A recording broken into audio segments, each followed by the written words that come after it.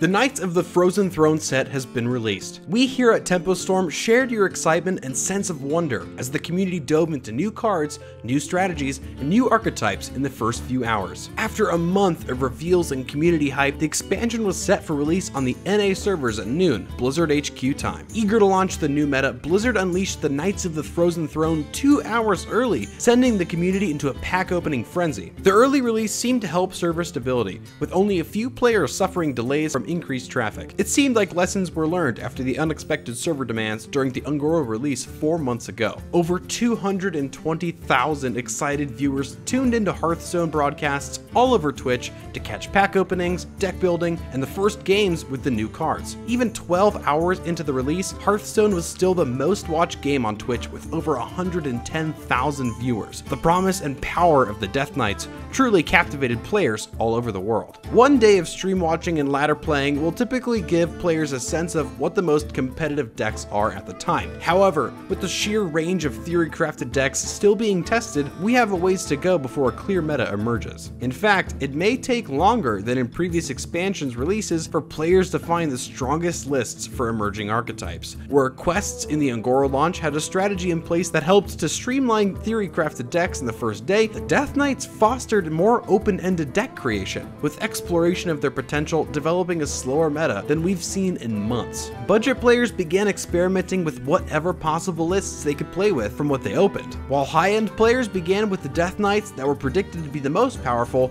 yielding some surprising results. While the Lich King reigns over the Frozen Throne meta as the new staple control neutral, other cards have begun to make surprisingly consistent appearances in mid-range decks, such as Bone Mare. We originally thought the mana cost may not be cheap enough to see wide use, but in token-oriented tempo decks with a slower meta, it has provided unexpected swings in board presence and may become a staple in such archetypes. Players such as Dog jumped right into developing new archetypes to climb with on day one, finding success in High Legend with a control discard Warlock list, and he spent the rest of the day developing Blood Warrior as a warrior combo archetype. While it received mixed results, this didn't stop players from giving it a try for themselves. The most unexpected success story among the new archetypes was Control Warlock, with Jackie Chan going on a 23-game win streak with his Death Knight Warlock, and Hotform holding top 30 legend with its own interpretation of Control Warlock. The additions of Defile and Bloodreaver Gul'dan breathed new life into what used to be one of the strongest archetypes in Hearthstone's history. We look forward to seeing how Control Warlock develops in the coming days. 6 hours into the release, we saw many pros experimenting with Tempo Warrior with varying success, while Mitsuhide found an astonishing 91% win rate with the additions of Forge of Souls, Bone Mare,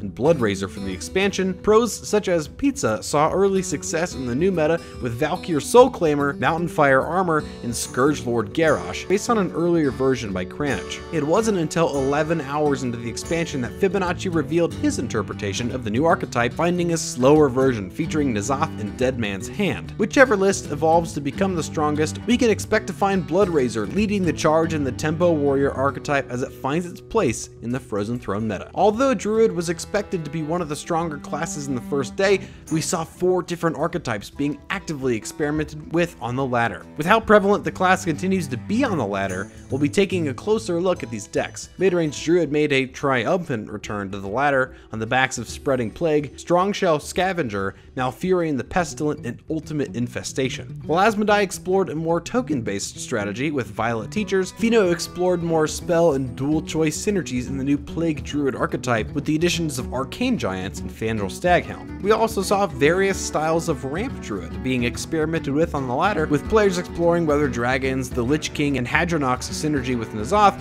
or a more streamlined ramp list were best suited for climbing with on day one. We'll expect to see Ramp Druid become a meta powerhouse once the meta settles and a strong ramp strategy is discovered. The 2 other Druid archetypes from the Un'Goro meta have continued to perform well on the ladder. Ender found that Aggro Druid only needed the additions of Crypt Lord and Druid of the Swarm to compete among the top 20 Legend of players 8 hours into the expansion. We can also safely say goodbye to Gadgets and Auctioneer as a Jade Druid staple, thanks to the addition of Ultimate Infestation and a more control-oriented meta developing after release. Tricky Hunter tried out a more evolved version of Jade Druid, replacing Earthen Scales with Mire Keeper, adding both the Lich King and Malfurion the Pestilent, reaching Legend with an 88% win rate. Zalay found particular success with Jade Druid, on an 18-game win streak to legend with the ultimate infestation and spreading plague, opting for a more streamlined Jade strategy. Overall, the Frozen Throne expansion succeeded in shaking up the ladder from the Freeze Mage and aggro-dominant Ungoro meta. Though we'll continue to find aggro decks in the ladder, the meta slowed down drastically on the first day as a result of the launch,